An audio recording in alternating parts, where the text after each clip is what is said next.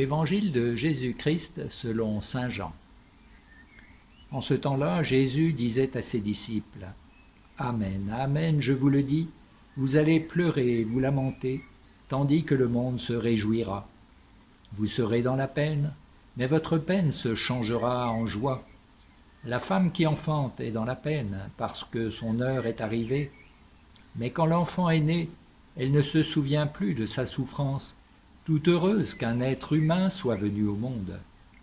Vous aussi, maintenant, vous êtes dans la peine, mais je vous reverrai, et votre cœur se réjouira. Et votre joie, personne ne vous l'enlèvera. En ce jour-là, vous ne me poserez plus de questions.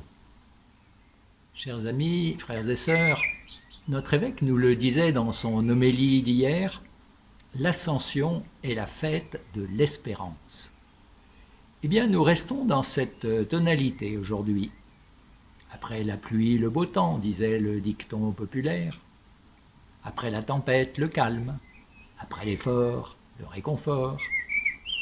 Il s'en va en pleurant, il jette la semence, il s'en vient dans la joie, il rapporte les gerbes, nous dit le psaume 125. Les prophètes annonçaient quant à eux la consolation, la joie, joie de l'apaisement, joie de la libération, joie du retour d'exil. Oserais-je dire, joie du déconfinement. Oui, les moments de souffrance, d'inquiétude, de privation ne durent qu'un temps. Jésus s'emploie à apaiser ses disciples. Vous êtes dans la peine, car je vous ai annoncé mon départ. Un départ tragique, qui plus est. Vous allez devoir quitter un certain bien-être que vous goûtiez auprès de moi. Quitter des rivages familiers pour aborder des terres moins connues, voire hostiles. Et pendant ce temps, mes ennemis, ceux qui refusaient ma parole et mes œuvres, en vérité celles du Père, se réjouissent, car ils croient à leur victoire. Bon débarras, le faux prophète, celui qui se prenait pour Dieu, il n'est plus. Nous avons réussi à l'éliminer. Nous pouvons retourner à nos certitudes, à notre mode de vie. Mais la peine des disciples n'aura qu'un temps. Le départ de Jésus n'est pas définitif. Je vous reverrai, et votre cœur se réjouira, dit-il, et cela d'une joie durable, inaltérable.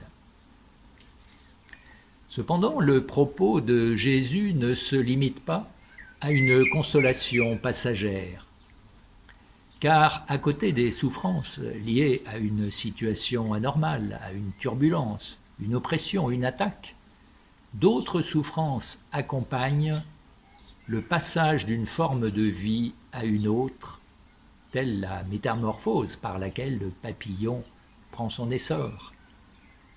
Et pour parler de ce que vont vivre les disciples, Jésus prend l'une des plus belles images qui soit, celle de la vie qui se transmet, la vie qui vient.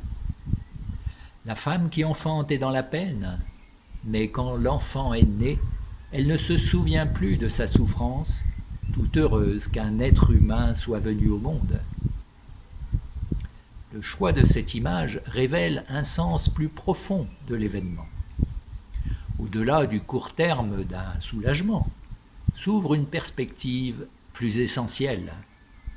La joie des disciples sera d'abord d'entrer dans une pleine compréhension de ce qui advient. En ce jour-là, vous ne me poserez plus de questions.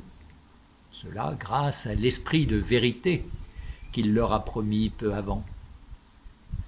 Elle sera aussi de n'être plus seulement les disciples bien-aimés confinés au cénacle, mais les envoyés porteurs de la bonne nouvelle.